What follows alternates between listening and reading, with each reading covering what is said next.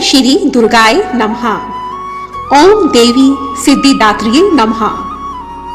जय माता दी भक्तों, आप सभी को नवरात्रों की नवमी की हार्दिक शुभकामनाएं। आज नवरात्रि के 9वें दिन माता सिद्धिदात्री की पूजा की जाती है। आइए सर्वप्रथम हम मिलकर माता सिद्धिदात्री का ध्यान करते हैं। वंदे वाचितम मनोरथार्थ चंद्रार्कघृत शेखराम कमल स्थितां चतुर्भुजा सिद्धिदात्री यशस्विनम सिद्ध गंधर्व यक्षाभ्यै असुरै मरैरपि सेव्यमानं सदा भूयात् सिद्धिदा सिद्धिदायिनी। अर्थात सिद्ध गंधर्व यक्ष असुर और अमरता प्राप्त देवों के द्वारा पूजित किए जाने वाली और सिद्धियों को प्रदान करने की शक्ति से युक्त माता सिद्धिदात्री हमें भी 8 सिद्धियां प्रदान करे। इस सृष्टि के कल्याण के लिए मां दुर्गा 9 रूपों में प्रकट हुई थी और उनका 9वां रूप माता सिद्धिदात्री माना जाता है। नवरात्रि पूजन के 9वें दिन माता सिद्धिदात्री की पूजा की जाती है। सिद्धि का अर्थ है अलौकिक शक्ति और धात्री का अर्थ है प्रदान करने वाली। तो सिद्धिदात्री का अर्थ हुआ अलौकिक शक्तियों को प्रदान करने वाली देवी। माता सिद्धिदात्री को मां सरस्वती का रूप भी माना जाता है। समस्त प्रकार की सिद्धियां माता सिद्धिदात्री के अधीन होती हैं। इस धरती पर दैत्यों के अत्याचारों को नष्ट करने के लिए और मानव के कल्याण और धर्म की रक्षा करने के लिए मां भगवती दुर्गा नवरात्रि के 9वें दिन सिद्धिदात्री के रूप में उत्पन्न होती है। श्री मार्कंडेय पुराण में 8 सिद्धियों का वर्णन मिलता है। श्री हनुमान चालीसा में भी इन्हीं 8 सिद्धियों का उल्लेख किया गया है। अष्ट सिद्धि नवनिधि के दाता असवर दीन्ह जानकी माता। ऐसी मान्यता है कि सभी देवी देवताओं को मां सिद्धिदात्री से ही सभी सिद्धियों की प्राप्ति हुई थी। माता सिद्धिदात्री की पूजा देव, यक्ष, किन्नर, दानव, ऋषि मुनि, साधक और गृहस्थ सभी करते हैं। श्रीमद् देवी भागवत पुराण के अनुसार माता महालक्ष्मी की तरह मां सिद्धिदात्री भी कमल पर विराजमान रहती है।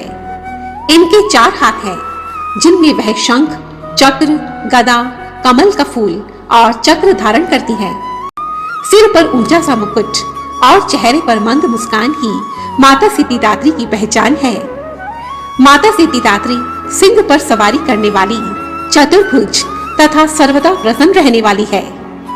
मां सिद्धिदात्री की पूजा में 9 प्रकार के फूल चढ़ाने का विधान है। उनका कोई विशेष भोग नहीं है, लेकिन सभी अपनी कुलरीति के अनुसार माता के लिए विशेष भोग बनाते हैं। अर्थात जो भोग आप अपनी कुलदेवी को चढ़ाते हैं, माता उसी प्रसाद को ग्रहण करती है। मां सिद्धिदात्री को कमल का पुष्प अत्यंत प्रिय है। जो भी भक्त मां पर कमल का पुष्प अर्पित करता है, उस पर मां की असीम अनुकंपा सदा बनी रहती है। हिमाचल का नंदा पर्वत इनका प्रसिद्ध तीर्थ स्थल है।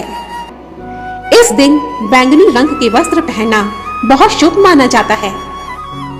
ऐसा करने से मां सिद्धिदात्री प्रसन्न होकर अपने भक्तों को मनोवांछित वर प्रदान करती है और कई प्रकार के भय और रोग भी दूर कर देती है।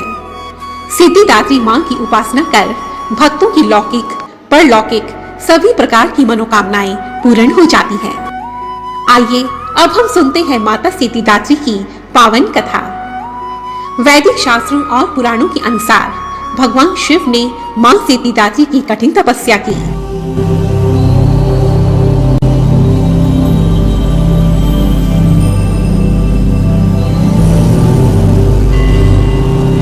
और उनसे 8 सिद्धियों को प्राप्त किया था। मां सिद्धिदात्री की अनुकंपा से भगवान शिव का आधा शरीर देवी का हो गया था और इसी कारण वह इस जगत में अर्धनारीश्वर के नाम से प्रसिद्ध हुए। पौराणिक कथाओं के अनुसार जब यह ब्रह्मांड पूरी तरह से अंधेरे से भरा हुआ एक विशाल शून्य था, सृष्टि में कहीं भी किसी प्रकार का कोई संकेत नहीं था, तब उस अंधकार से भरे हुए ब्रह्मांड में ऊर्जा का एक छोटा सा पुंज प्रकट हुआ। देखते ही देखते उस पुंज का प्रकाश चारों दिशाओं में फैलने लगा। और फिर उस प्रकाश के कुंज ने एक आकार लेना आरंभ कर दिया और अंत में उस कुंज ने एक दिव्य स्त्री का आकार ले लिया। वह स्त्री कोई और नहीं बल्कि देवी महाशक्ति थी। सर्वोच्च देवी ने प्रकट होकर त्रिदेवों को जन्म दिया और इस प्रकार ब्रह्मा, विष्णु और महेश प्रकट हुए। तब देवी ने उन तीनों देवताओं को सृष्टि सुचारू रूप से चलाने के लिए आत्मचिंतन करने के लिए कहा।